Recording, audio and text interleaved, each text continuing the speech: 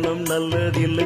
உன்னை என்று இவ்வுலகில் வல்லதொரு தெய்வம் இல்லை. தடுமாறி திருக்கோயில் வந்தேனம்மா.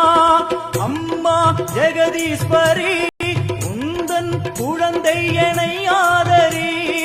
அம்மா ஜெகதீஸ்வரி உந்தன் குழந்தை எனை ஆதரி.